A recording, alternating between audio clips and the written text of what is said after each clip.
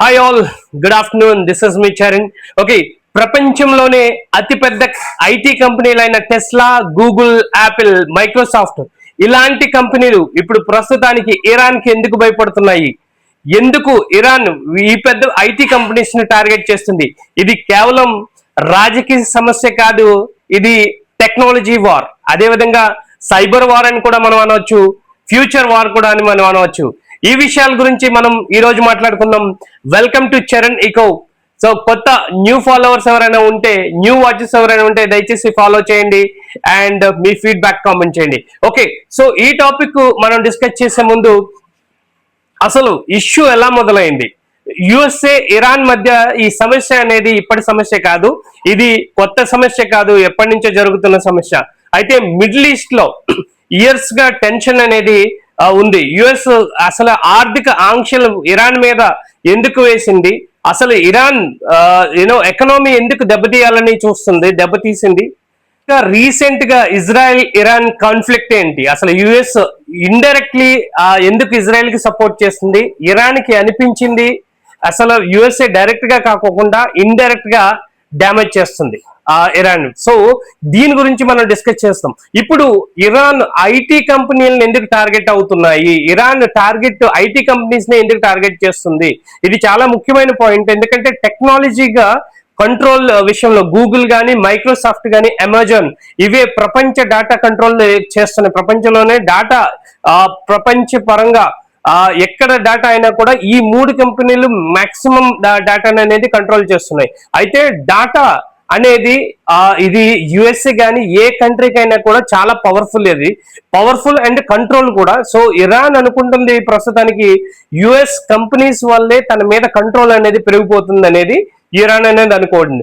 Main point ఏంటంటే ఈ మధ్య కాలంలో ఇరాన్ ఎవరైతే అధినాయకుడు చనిపోయాడో దాన్ని పర్టికులర్ గా వాళ్ళు పిన్ పాయింట్ చేసి వాళ్ళ అడుగుజాడు, లైక్ ఎక్కడికెక్కడ తిరుగుతున్నారు, ఏ టైంలో ఎక్కడ ఉంటున్నారు అనేది కూడా ఈ డాటా పరంగానే, అంటే ఈ మ్యాప్స్ పరంగానే దాన్ని టెక్నాలజీ ద్వారానే అది కనిపెట్టి పిన్ పాయింట్ చేసి దాన్ని బాంబింగ్ అనేది చేయడం జరిగింది. ఆ విధంగా ఈ ఇరాన్ లోని అధినాయకులు ఎవరైతే ఉన్నారో వాళ్ళ అధికారుల కింద ఇంకా ఎవరైతే ఉన్నారో వాళ్ళందరూ చనిపోవడానికి కారణం కూడా ఇదే. సో ఈ రకంగా ఈ సైబర్ వార్ అనేది ఇప్పుడు యుద్ధంలో ఒక పార్ట్ గా మిగిలిపోయింది. కాబట్టి దాన్ని ఇరాన్ అనేది ఈ విధంగా దాన్ని టార్గెట్ చేయడం అనేది జరుగుతుంది. ఇప్పుడు యుద్ధం గన్స్ తో కాదు, కంపెనీస్ కంప్యూటర్స్ తో జరుగుతుందని మనం చెప్పుకోవచ్చు. ఎందుకంటే ఇది డాటా సెంటర్స్ మాత్రమే కాదు, ఆల్రెడీ కొన్ని లిస్ట్ ఆఫ్ కంపెనీస్ ని ఇరాన్ అనేది మెన్షన్ చేయడం జరిగింది.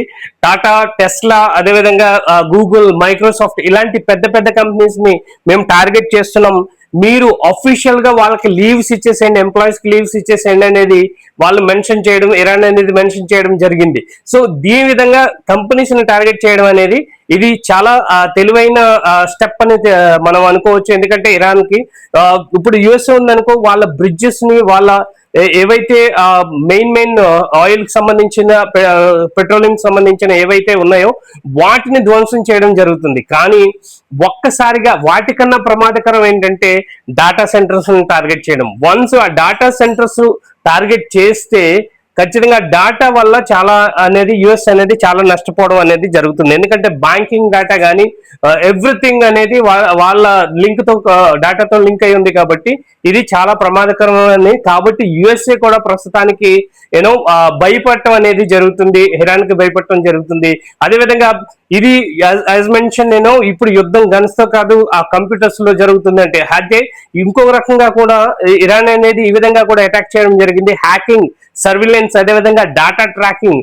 ఇరాన్ కి అనుమానం యుఎస్ కంపెనీస్ స్పైయింగ్ చేస్తున్నాయి ఈ డాటా ద్వారా, లేకపోతే ఈ కంప్యూటింగ్ ద్వారా అనేది స్పైయింగ్ చేస్తున్నాయి. ఆ స్పైయింగ్ చేయడం వల్లే వాళ్ళ అధినాయకులు ఎవరైతే ఉన్నారో అధినాయకులు అనేది వాళ్ళని కోల్పోవడం అనేది జరగడం అనేది జరిగిందని ఇరాన్ వాళ్ళు భావిస్తున్నారు. కాబట్టి ఈ కంపెనీస్ ని టార్గెట్ చేయడం అనేది జరిగింది. అదేవిధంగా మిలిటరీ సపోర్ట్ ఇండైరెక్ట్ గా ఏఐ టెక్నాలజీతో, అదేవిధంగా క్లౌడ్ సర్వీసెస్ తో ఇవి మిలిటరీకి యూజ్ అవుతున్నాయి. కాబట్టి ఎగ్జాంపుల్ శాటిలైట్ డేటా, అదేవిధంగా ఏఐ సర్విలెన్స్ అనేది ఈ డాటా తోటి ముడిపడి ఉన్నాయి. కాబట్టి ఈ కంపెనీస్ తోటి ముడిపడి ఉన్నాయి. కాబట్టి వాటిని టార్గెట్ చేయగలిగితే ఇరాన్ మెన్షన్ చేసిన కంపెనీలు, చెప్పబడిన కంపెనీలు ముఖ్యంగా చెప్పబడినవి ఏంటంటే Tesla, Google, Apple, Microsoft, Amazon, అదేవిధంగా Facebook, Meta, Nvidia, Intel and Dell companies. ఇవి ప్రత్యేకంగా వాళ్ళు ఇరాన్ వాడు మెన్షన్ చేయడం జరిగింది.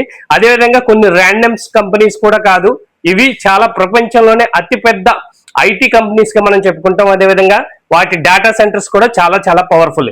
ఇవి ప్రపంచాన్నే కంట్రోల్ చేసే కంపెనీస్ అని మనం చెప్పుకోవచ్చు. అదేవిధంగా ఎంప్లాయీస్ ఎందుకు భయపడుతున్నారు అంటే, ఇరాన్ వార్నింగ్ ఇచ్చింది ఆఫీసెస్ టార్గెట్ గా అవుతున్నాయి కాబట్టి దానివల్ల ఎంప్లాయీస్ అనేది ఏ డేటా సెంటర్స్ మీద లేదా ఏ ఐటీ కంపెనీస్ మీద ఎప్పుడు ఎలా దాడి చేస్తుంది ఇరాన్ అనేది వాళ్ళకి అంతు చిక్కడం లేదు కాబట్టి వాటి కోసం అనేది దానికోసం వాళ్ళ ఎంప్లాయీస్ అనేది భయపడటం జరుగుతుంది.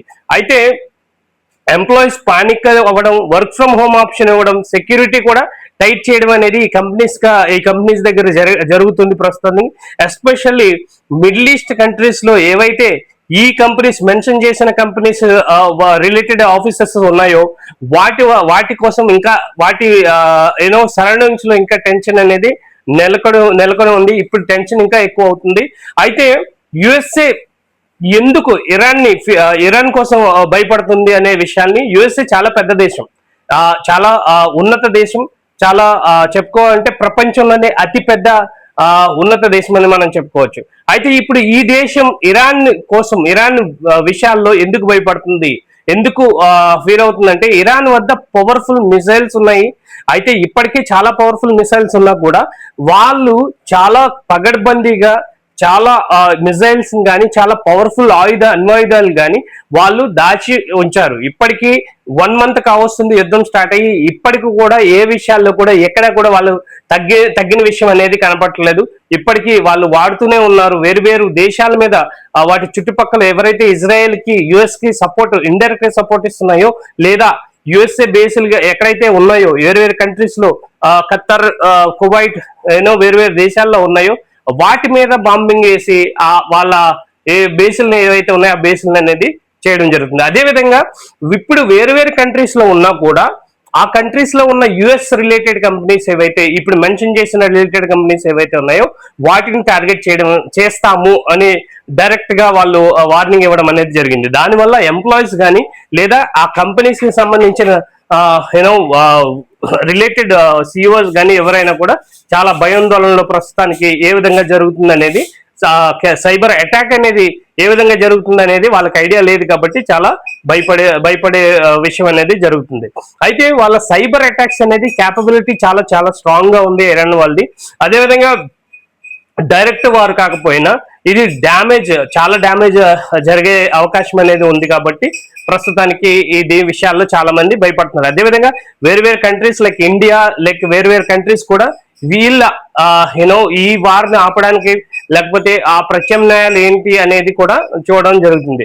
అయితే ఇది ప్రస్తుతానికి చూస్తే ఇది సైబర్ అటాక్ కాదు, వరల్డ్ వార్ కూడా అవుతుంది అనేది చాలా మంది మనసులో ఉన్నమాట. ఇది చాలా ఇంపార్టెంట్ క్వశ్చన్, ఎందుకంటే ప్రస్తుతం డైరెక్ట్ వార్ లేదు కానీ టెన్షన్ మాత్రం చాలా హై ఉంది. అయితే ఇది స్లో వార్ కాకపోయినా టెక్నాలజీ వార్, ఫ్యూచర్ లో ఇది ఇంకా పెరిగే అవకాశం ఉందా అనేది చాలా అందరి హృదయాల్లో నెలకొన్న ఉన్న క్వశ్చన్ ఇది. అయితే మనకి దీని వల్ల ఎటువంటి ఇంపాక్ట్ అనేది పడుతుంది అనేది మనం చూసుకుంటే గనక ఇంటర్నెట్ సర్వీసెస్ అనేది డౌన్ అవ్వచ్చు. అదేవిధంగా యాప్స్ కూడా, అప్లికేషన్స్ ఏవైతే మనం యూజ్ చేస్తున్నామో డైలీ వైజ్ గా వాటి కూడా స్లో అయ్యే అవకాశం ఉంది. డాటా సెక్యూరిటీ ఇష్యూస్ వస్తాయి. అదేవిధంగా మన లైఫ్ లో కూడా కొంతవరకు ఎఫెక్ట్ అయ్యే అవకాశం అనేది కనబడుతుంది. అయితే ఇది గన్స్ తో జరిగే యుద్ధం కాదు, ఇది డాటాతో జరిగే యుద్ధం అని మనం పిలవచ్చు. అయితే ఫ్యూచర్ వార్ కంప్యూటర్స్ తోనే జరుగుతాయి అంటే ఎస్ అని చెప్పొచ్చు కొంత భాగం. ఎందుకంటే ఇప్పటిదాకా గన్స్ తోటి లేదా మిసైల్ తోటి లేదా ఫిజికల్ వార్ అనేది జరగడం జరిగింది. కానీ ఇప్పటి నుంచి ఈ వార్ సెకండ్ స్టెప్ తీసుకునే అవకాశం ఉంది. అదే కంప్యూటర్స్ తో జరిగే యుద్ధం అని మనం చెప్పుకోవచ్చు. అయితే డాటా ఉన్నవాడే ప్రపంచాన్ని కంట్రోల్ చేస్తాడు అనే దానికి యుఎస్ఏ ఒక నిదర్శనం. అయితే ఇప్పుడు అట్లాంటి ట్యాగ్ లైన్ కూడా చెరిపేసే అవకాశాలు చూపిస్తుంది ఇరాన్ అనేది. ఇరాన్ వార్నింగ్ తోటే ఇప్పటికే చాలా పెద్ద కంపెనీస్ అనేవి చాలా భయాందోళనలో నెలకొని ఉన్నాయని మనం చెప్పుకోవచ్చు. అయితే ఇది ఐటీ వార్ కాదు, ఇది పవర్ వార్ అని కూడా చెప్పుకోవచ్చు. గూగుల్, టెస్లా ఇవి కంపెనీస్ కాదు, వెపన్స్ అని, యుఎస్ఏకి సంబంధించిన వెపన్స్ అని కూడా మనం చెప్పుకోవచ్చు.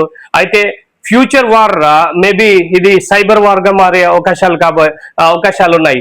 ఇలాంటి వీడియోస్, ఇన్ఫర్మేషన్ వీడియోస్ మీరు తెలుసుకోవాలనుకుంటున్నారంటే, లేకపోతే ఫ్యూచర్ లో ఇంకా ఇలాంటి వీడియోస్ చూడాలనుకుంటే దయచేసి మా channel Charan echoes channel subscribe చేయండి.